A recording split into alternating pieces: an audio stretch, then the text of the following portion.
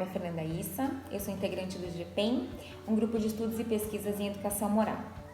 Eu gostaria de conversar com vocês, pais, especialmente com os pais de crianças bem pequenas, sobre esse momento em que estamos vivendo. Então, esse momento de isolamento e como é que a gente pode pensar as questões dos limites. É importante ressaltar, quando a gente fala de limites e de estratégias, não se tratam de receitas prontas, até porque quando se referem às pessoas, é sempre necessário considerar quais são os contextos inseridos, as emoções, quem são as pessoas envolvidas, visto que as relações humanas não são tão simplistas assim, são complexas, não é? Mas vamos pensar acerca de algumas possibilidades de procedimentos para que possamos passar por esse momento com um pouco mais de leveza, se assim posso dizer. Bom, é claro que o que falaremos aqui não se refere apenas para esse momento, mas também para esse momento, não é? Uma vez que a convivência está muito mais intensa, estamos nos sentindo muito mais sobrecarregados, há um esgotamento emocional muito grande e, consequentemente, as relações podem ficar mais frágeis. Mas antes de adentrarmos nas questões que acabei de falar, é importante que saibamos brevemente como uma criança pequena pensa do ponto de vista do seu desenvolvimento, tá certo? Bom, a partir dos 18 meses de idade, mais ou menos, as crianças começam a perceber que são seres individuais, ou seja, elas estão tomando consciência de que não são uma extensão da mãe. E isso significa que elas querem mostrar para si mesmas que podem fazer coisas diferentes dos pais, tá certo? E isso explica, inclusive, porque testam tantos os limites que são estabelecidos por nós adultos. Nesse momento, elas estão construindo o significado do que é sim e do que é não. Então, o que é que eu posso fazer e o que é que eu não posso fazer, não é? Além disso, as crianças nessa faixa etária, então por volta de 1 ano e meio a 3, 4 anos de idade, elas estão aprendendo jeitos para resolver aquilo que as incomoda, dizer as suas vontades, o que querem e o que não querem, tá bom? Elas não sabem como colocar em palavras o que sentem. Então, o jeito da criança pequena dizer é pelo corpo. Então, elas se expressam usando o corpo. Nesse sentido, a ferramenta de dizer ou de mostrar a esse outro o que sentem é o seu próprio corpo. Por isso, muitas vezes elas choram, batem, mordem, se jogam no chão, não é? Guardem uma coisa no coração de vocês. As crianças pensam diferente da gente, mas elas sentem como a gente sente. Uma característica importante dessa idade é o egocentrismo. Então, o que será isso, né? Bom, a primeira coisa, todas as crianças são egocêntricas, ou seja, incapazes de considerar os sentimentos, os desejos e os pontos de vista do outro. Essa incapacidade de perceber perspectivas diferentes da sua, não é? Diferente da criança, é porque o egocentrismo causa um processo de indiferenciação entre o seu próprio ponto de vista e o ponto de vista do outro, tá certo? É importante ressaltar que o egocentrismo na relação entre a criança e o adulto aparece pela dificuldade da criança em entender o porquê das regras e, consequentemente, a segui-las. Já na relação entre as próprias crianças, seria a dificuldade de conseguir coordenar pontos de vista que são diferentes.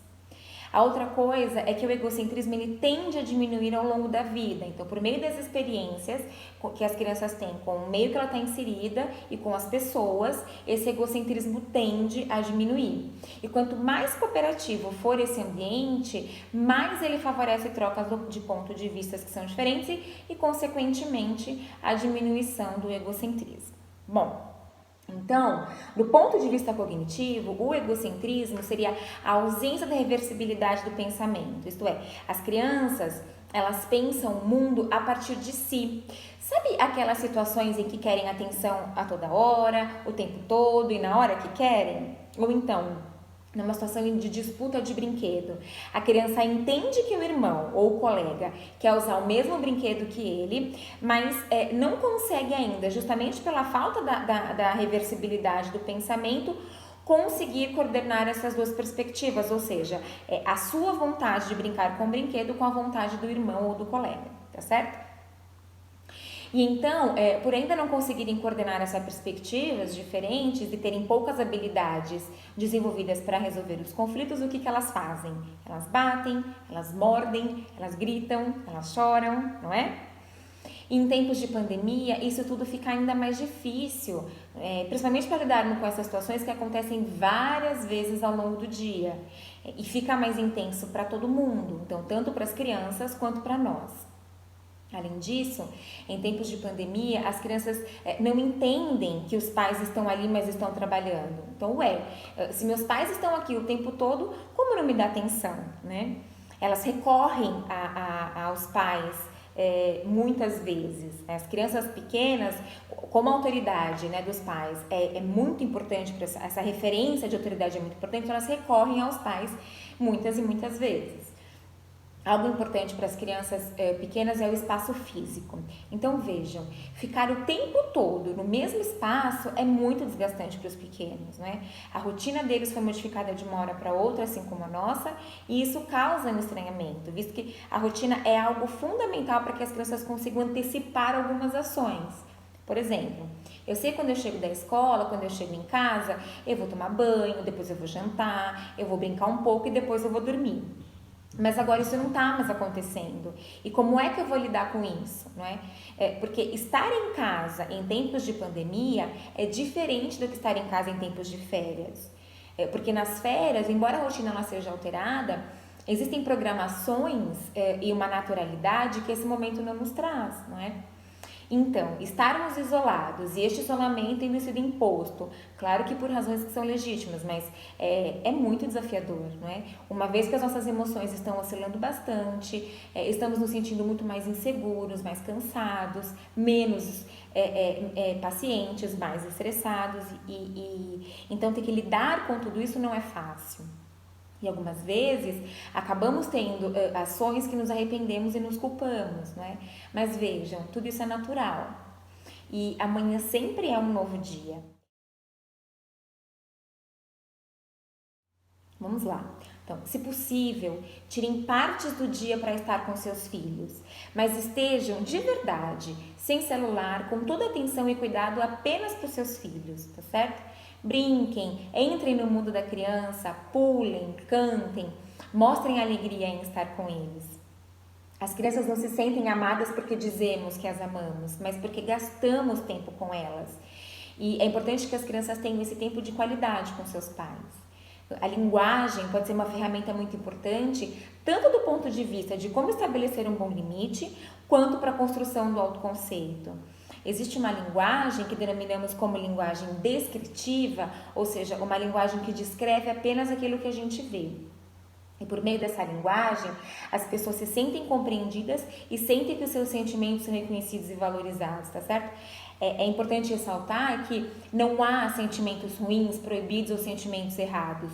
Todos devem ser valorizados. Os limites são sempre para as ações. Então, a ética nos diz respeito aos atos, ou seja, como é que devemos agir perante ao outro e não aos sentimentos. Por exemplo, de linguagem descritiva. Vejo que você ficou muito bravo porque seu irmão pegou o seu brinquedo sem pedir, mas não se bate nas pessoas. Ou, puxa, é realmente muito chato não poder sair de casa. O que acha de fazermos um bolo juntos? Então, quando a gente usa uma linguagem que descreve apenas aquilo que a gente vê, a gente tem a possibilidade de fazer com que o outro se sinta acolhido. É importante esclarecer que quando a gente usa a linguagem descritiva, não significa que a gente vai permitir que as crianças façam o que querem, tá certo? Apenas o que a gente vai fazer é apresentar os fatos como são e interpretar o sentimento das crianças. Porque o princípio da linguagem descritiva é falar da situação e não da personalidade. Então, o caminho é falar aquilo que a gente vê, sem apelar para juízos de personalidade, ou seja, é apenas apresentar os fatos como são. Porque quando a gente usa uma linguagem que julga, uma linguagem cheia de críticas, como por exemplo, nossa, como você é teimoso, só sabe bater no seu irmão, para de chorar, criança chorona. Então, quando a gente tem esse tipo de linguagem, é claro, obviamente, a nossa intenção não é ferir, mas ferimos. E o que acontece é que a energia da criança, ou seja, de quem ouve essas falas de acusação, será para se defender. Então, ela canaliza essa energia para se defender e não para pensar sobre o problema propriamente, certo? E esse tipo de linguagem, denominada como linguagem valorativa, ou seja, uma linguagem que emite um juízo de valor, que culpabiliza, que humilha, em nada ajuda para que haja uma cooperação espontânea e nem permite que a criança pense sobre o que é esperado que ela faça. Porque essas palavras que são palavras de acusação servem para que o outro se defenda e se justifique, além de promover ainda mais resistência na situação e um afastamento entre as pessoas. O uso da linguagem valorativa pode também reforçar justamente o comportamento que a gente está querendo corrigir. Então, frente a essa perspectiva, as críticas ou os castigos verbais não contribuem para que haja uma melhora de conduta e nem de personalidade de uma criança. Até porque, uma vez que o indivíduo decaiu aos olhos de quem ele admira, não há um movimento de querer mudar de comportamento. Visto que não existe mais o medo de decair aos olhos dessa pessoa. Então, se minha mãe diz que eu sou teimoso, se meu pai fala que eu sou desorganizado, então se eles acham isso de mim, então por que eu vou mudar, não é? Nesse sentido, é importante pensarmos como é que a gente fala com as nossas crianças. Que vejam, a maneira de conversar dos pais ensina a criança como os outros se sentem a respeito dela. Então, as afirmativas, você é isto, você é aquilo, afetam a estima das crianças e a noção do próprio valor pessoal, ou seja, a nossa linguagem não é inócua. Então, afeta a vida das pessoas para o bem e para o mal, tá certo? O Junot, que é uma grande referência, ele vai dizer pra gente que em larga escala, esse tipo de fala determina o destino das crianças. E ainda diz que rotular é incapacitar, especialmente das crianças pequenas, visto que elas ainda não têm uma capacidade cognitiva de conseguir separar as imagens que os outros fazem dela com a imagem que ela tem de si. Então, as opiniões que as pessoas significativas têm para as crianças são importantíssimas para a construção da autoestima, uma vez que a imagem de si vai sendo construída a partir da relação com o outro. Então, vejam, quando não rotulamos, a gente permite que os nossos filhos possam ser tudo aquilo que eles quiserem vir a ser. É claro que as crianças vão inevitavelmente nos fazer sentir irritado, ou com raiva, ou extremamente cansado, ainda mais nesse momento em que estamos vivendo. E tudo bem nos sentirmos assim, não tem problema ficar com raiva, até porque a gente tem o direito de expressar os nossos sentimentos, desde que não ofendamos a dignidade e a personalidade dos nossos filhos. As crianças não são tão frágeis assim. Elas são perfeitamente capazes de ouvir o que sentimos, simplesmente porque não falamos da criança, mas falamos o que sentimos diante das situações que muitas vezes são causadas por elas, tá certo? Então é importante ressaltar que ao explicitarmos os nossos sentimentos, eles precisam ser legítimos. Caso contrário, viraria uma chantagem emocional. Sabe aquela fala assim, eu fiquei tão triste que você deixou seus brinquedos espalhados, quando na verdade o que a gente sentiu foi raiva e não tristeza. Então, nesse sentido, é preciso que a gente identifique quais são os sentimentos a depender da situação. E essa questão das crianças ficarem com medo de perder o amor dos pais, é importante que cuidemos disso, porque para o equilíbrio emocional das crianças, elas precisam perceber que o amor dos pais e dos adultos de quem gosta é permanente, ou seja, que esse sentimento não é tão delicado a ponto de se dissipar frente a condutas inadequadas, tá certo? E além disso, quando utilizamos esse tipo de fala, fortalecemos uma regulação que é externa ao sujeito, ou seja, ela deixa de fazer isso ou aquilo, não porque começará a pensar sobre o princípio da situação ou sobre as consequências das suas ações, mas ela deixa de fazer isso ou aquilo porque ela tem medo de ser punido. E à medida com que ela vai crescendo, essa regulação que é externa, que é o que a gente chama de tendência heterônoma, ela vai se fortalecendo, ou seja, é aquela pessoa que deixa de fazer algo, então de sustentar um princípio, porque ela tem medo de ser pega, porque ela tem medo de ser punida, tá certo? E não porque esse princípio é um valor central para ela. Bom, outra coisa bastante importante quando falamos de linguagem e de reconhecimento de sentimentos vejam, quando lidamos com manifestações de sentimentos das crianças ou das pessoas em geral, nada adianta tentar utilizar raciocínios lógicos para dizer ou para justificar que não há razões para se sentir assim. É sentimento, a gente sente ponto. Então, não adianta dizer que não há motivos para chorar ou, que besteira ficar com medo de mosquito. não acredito que você está fazendo todo esse escândalo porque não quis brincar no parque, ou seja, porque queria brincar no parque e não fomos. Então, explicar que isso é bobagem ou negar esses sentimentos não os transformará. Ou seja, os argumentos racionais, eles não dão conta de satisfazer as necessidades emocionais, tá certo? Nesse sentido, é inútil dizer para as crianças que não se deve sentir raiva, medo ou ciúmes por esse ou por aquele motivo. Mas de uma forma descritiva, validar esse sentimento. Por exemplo, você está chorando porque queria ficar com a mamãe, mas agora a mamãe não pode porque estou dando banho no seu irmão. Também gostaria de ficar com você agora. E aí vocês devem estar se perguntando, Fernanda, mas eles são tão pequenos, será que eles vão entender? Sim. Mesmo que sejam tão pequenos, mostrem que confiam neles. Falem com o olhar, com o tom de voz. Além disso, a coerência entre o que a gente diz e o que a gente faz é fundamental.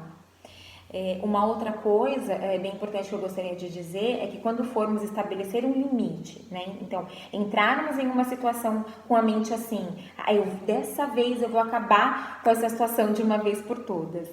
Gente, eu sinto dizer, mas quando a gente entra numa situação assim, a gente já entrou derrotado, porque ninguém transforma um comportamento de uma vez por todas, até porque é processo, não é? Então, é preciso também considerar que a brevidade e a firmeza da fala são fundamentais, não é? Porque longas explicações, sermões, lição de moral afastam as pessoas umas das outras e criam um sentimento de revolta, de insatisfação pessoal. Às vezes, é melhor que a gente apenas levante as palavras-chave do problema, por exemplo, brinquedo, o livro, tá certo? Algo também bem importante que a gente pode fazer é dar escolhas, mas sempre sustentando o princípio. A gente, quanto adulto, precisa sustentar esse princípio, mas dê escolhas sempre que possível. Quando permitimos que os nossos filhos escolham, a gente permite com que eles tenham a oportunidade de pensar e de tomar decisões, não é? E considerando que a construção de um conhecimento se dá de dentro para fora, as escolhas possibilitam um processo de autorregulação, ou seja, aquela regulação que é de dentro para fora, tá certo? Então, escolham as suas batalhas, não é? Então, se chamarmos a atenção dos nossos filhos por tudo, o tempo todo, não hierarquizamos os valores e desgastamos as nossas relações. Nesse sentido, a flexibilidade pode ser uma boa estratégia, não é? Flexibilizar significa não levar tudo a ferro e fogo. É claro que quanto menores as crianças são, mais elas precisam de ajuda, mais elas precisam de orientação, não é? De modelos, de como resolver as situações, para que elas vão aumentando o seu repertório de estratégias de resolução, tá certo? Elas precisam desses modelos. Então, é bem importante também que a gente nomeie os sentimentos para as crianças. Então, você tá com raiva, eu tô vendo que você tá triste, nossa, eu tô vendo que você ficou muito feliz com isso, por exemplo. Quando a gente nomeia o sentimento para as crianças, a gente possibilita que elas os nomeiem em situações futuras, tá certo? Bom, eu espero que esse pequeno vídeo possa ajudá-los nessa difícil e maravilhosa tarefa em sermos pais, principalmente nesse momento que estamos vivendo. E lembrem-se, estamos sempre procurando acertar e sempre podemos ser melhores. Então, que continuemos a caminhar nessa busca que é infinita, mas que é repleta de encantamentos. Um abraço!